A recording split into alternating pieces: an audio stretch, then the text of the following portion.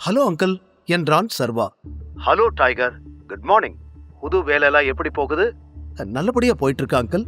இங்க நிறைய மாத்த வேண்டியது இருக்கு. இப்பதானே வந்திருக்கேன், நான் பாத்துக்கிறேன். சொல்லுங்க அங்கிள், என்ன விஷயம்? நேத்து நைட்டே உன்கிட்ட பேசணும்னு நினைச்சேன், ஆனா கொஞ்சம் வேலை, அதனால பேச முடியல. சூர்யா எனக்கு போன் பண்ணியிருந்தான், அவன் இந்தியா வரப்போறான் என்று விக்ரமன் கூறியதும் சர்வா எதிரில் இருந்த ஆலியாவை நிமிர்ந்து பார்த்தான். அவளோ அந்த குட்டி கேபினை ஆராய்ச்சி செய்து கொண்டிருந்தாள். தெரியும் அங்கிள், நேத்தே ஆலியா என்கிட்ட சொன்னா. இப்ப கூட என் முன்னாடிதான் உட்கார்ந்திருக்கா.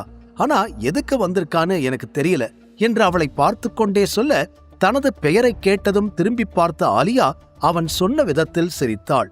அதில் அவளை குழப்பமாக பார்த்த சர்வா, இப்ப எதுக்கு லூசு மாதிரி சிரிக்கிற என்று கேட்க, அவன் கேள்விக்கான பதில் அந்த பக்கம் விக்ரமனிடமிருந்து வந்தது.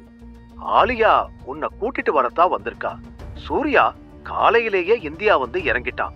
உன் அப்பாவோட மொத்த சாம்ராஜ்யத்தையும் இப்ப இவன் தான் ஆண்டுகிட்டு இருக்கான். நீ நேர்ல வா, அவன்கிட்ட இத பத்தி பேசலாம். உனக்கு சேர வேண்டியதெல்லாம் உன்கிட்ட திருப்பி தர சொல்லி அவன்கிட்ட நான் சொல்றேன் என்று விக்ரமன் சொல்லிக்கொண்டே போக, சூர்யாவின் பெயரை கேட்க கேட்க சர்வாவிற்கு ரத்தம் கொதித்தது.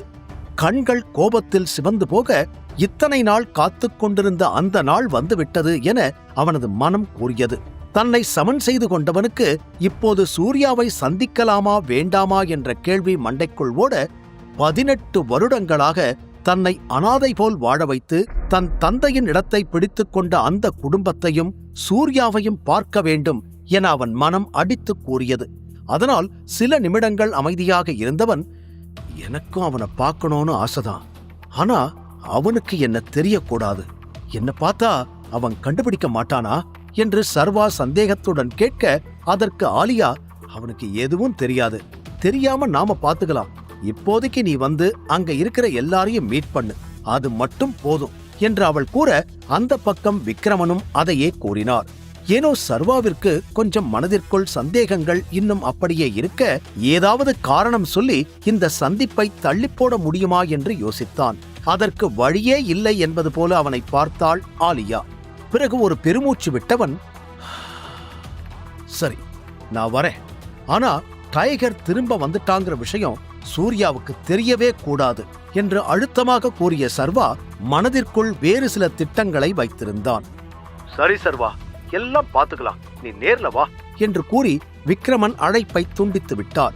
ஆலியா அவனிடம், எதுவும் யோசிக்காம வா சர்வா என்று கூற, வரே, சூர்யா எப்படி இருக்கான்னு நானும் பார்க்கணும்னு ஆசைப்படுறேன் என்று கைகளை இறுக்கமாக மூடி கோபத்தை கட்டுப்படுத்திக் கொண்டு அவன் சொல்ல, சூர்யா பேரை கேட்டதோ உனக்கு ஏன் இவ்ளோ கோபம் வருது, என்னாச்சு சர்வா என்று அவனை புரியாமல் பார்த்தாள் ஆலியா. சர்வா பதில் சொல்லவில்லை. அவன் மனதிற்குள் பல யோசனைகள் ஓடிக்கொண்டிருந்தது. ஆனால் வார்த்தையாக எதுவும் வரவில்லை. பிறகு இருவரும் சூர்யாவை சந்திக்க கிளம்பினர். இன்னொரு பக்கம் வீட்டில் தலையில் கை வைத்து அமர்ந்திருந்தாள் வேதிகா. காரணம், ஃபைனல் டீலை தீரஜ் புரோட்டோன் கம்பெனிக்கு அனுப்பிவிட்டான். இதற்கு மேல் அவளால் எதுவும் செய்ய முடியாது. தாத்தாவிற்கு பிறகு அந்த பிசினஸை நிச்சயமாக அவள் கைப்பற்ற முடியாது. அப்படி அந்த கம்பெனிக்கு செல்ல வேண்டுமானால் இனிமேல் தீரஜுக்கு கீழ்தான் வேலை செய்ய வேண்டும் என்ற நிலை. அதனால் என்ன செய்வது என்று தெரியாமல் அமர்ந்திருந்தாள். சர்வா சூர்யாவை சந்திக்கும் போது என்ன நடக்கும்? சர்வா தன் பழிவாங்கும் எண்ணத்தை கட்டுப்படுத்துவானா? இருந்தும் தன்னை கட்டுப்படுத்திக் கொண்டவன் ஆலியாவுடன் கிளம்ப தயாரானான். அவனையே பார்த்து கொண்டிருந்த ஆலியா, உனக்கு எதுக்கு இவ்வளோ கோபம் வருது சர்வா என்று கேட்க, சர்வா பதிலே கூறவில்லை. சில நொடிகள் அவன் பதிலுக்காக காத்திருந்தவள், கேள்வி கேட்டா மட்டும் பதிலே சொல்ல மாட்டியே என்று முகத்தை திருப்பிக் கொள்ள, எல்லா கேள்விக்கும் பதில் தெரிகிற நேரம் வந்துருச்சு என்று மட்டும் கூறிய சர்வா முன்னால் நடக்க, ஆலியா அப்படியே நின்று விட்டாள். அவள் கேட்ட கேள்விக்கு பதில் கிடைக்கவில்லை என்றாலும் சர்வாவின் பதில் மறைமுகமாக ஏதோ உணர்த்தியது. இதற்கு மேல் இதை பற்றி பேசுவதை சர்வா விரும்ப மாட்டான் என்று அறிந்தவள் அமைதியாக அவன் பின்னால் சென்றாள். சர்வா ஆபீஸில் இருக்கும் அனைவருமே இருவரையும் ஆச்சரியமாக பார்த்தனர். என்னதான் மேனேஜர் என்றாலும் அவனுக்கு இவ்வளவு செல்வாக்கா, இப்படி ஒரு பெண்ணுடன் சுற்றுகிறானே என்று அனைவருமே அவனை ஒரு மாதிரி பார்த்து வைத்தனர். சர்வா வெளியில் வர ஆலியாவின் ஃபாரின் ஸ்போர்ட்ஸ் கார் அங்கு காத்து கொண்டிருந்தது. சர்வா அப்படியே ஆச்சரியப்பட்டு நிற்க, காரில் ஏறிய ஆலியா, உள்ளவா என்று அவனை அழைத்தாள். என் அப்பாவோட முக்கியமான இடத்துக்கு நாம போறோம்னு விக்ரமன் அங்கிள் சொன்னாரு. ஆனா அது எங்க இருக்கு என்று கேட்ட சர்வாவிற்கு நிஜமாகவே அவன் அப்பாவிற்கு என்னென்ன சொத்துக்கள் இருக்கிறது என்று எதுவும் தெரியாது. அது நிறைய இடத்துல இருக்கு. இந்தியாவிலேயும் இருக்கு, வெளிநாட்டிலையும் நிறைய இருக்கு. இப்ப நாம போக போறது பெங்களூருக்கு. அதுதான் நம்மளுடைய ஹெட் லொகேஷன் என்று அவள் கூற, அவளையும் காரையும் மாறி மாறி பார்த்தவன், கார்லயே பெங்களூர் போக போறோமா? ரொம்ப நேரம் ஆகுமே என்று யோசனையுடன் கேட்டான். இல்ல சர்வா, நம்ம கார்ல போக போறதில்ல. இங்கிருந்து பிரைவேட் ஏர்போர்ட்டுக்கு போக போறோம். அங்கிருந்து உன்னோட பிரைவேட் ஜெட்ல பெங்களூர் போயிடலாம். நீ நினைக்கிற அளவுக்கெல்லாம் டைம் ஆகாது என்று அவள் சொன்னதும் சர்வாவிற்கு ஆச்சரியம். என் அப்பா கிட்ட பிரைவேட் ஜெட்லாம் இருக்கா என்று அவன் ஒரு வேகத்தில் கேட்டுவிட, அவர்கிட்ட இல்லாததே இல்ல. பிரைவேட் ஷிப், யாட், சொந்தமா நிறைய ஐலாண்ட் கூட இருக்கு.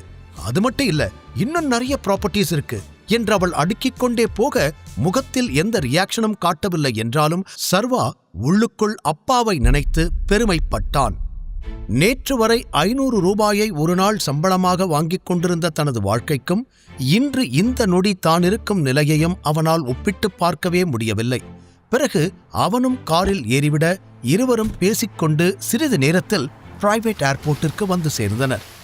அங்கு அனைத்து ஏற்பாடுகளோடு சர்வாவின் பிரைவேட் ஜெட் காத்து கொண்டிருந்தது. அதில் ஏறியதும் ஆச்சரியமாக பார்த்தான் சர்வா. வெளியிலிருந்து பார்க்கத்தான் ஜெட், உள்ளே அது ஒரு சின்ன பங்களா வீடு போல அனைத்து வசதிகளையும் கொண்டிருந்தது. பணமில்லாத நாட்களில் தானும் நிறைய பணம் சம்பாதித்து வசதியாக வாழ வேண்டும் என்று ஏங்கி இருக்கிறான். இப்போது அனைத்தும் இருந்தும் அதையெல்லாம் அனுபவிக்க முடியவில்லை. இதுதான் வாழ்க்கை ஒரு வட்டோன்னு சொல்லுவாங்களோ என்று தன்னை நினைத்து சிரித்துக் கொண்டான். பிறகு சில மணி நேரங்களிலேயே இருவரும் பெங்களூர் வந்து சேர்ந்தனர்.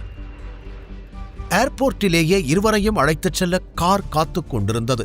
சர்வா வெளியில் வேடிக்கை பார்த்து கொண்டிருக்க, அந்த கார் ஆள் அரவமற்ற ஒரு காட்டு பகுதிக்குள் நுழைந்தது.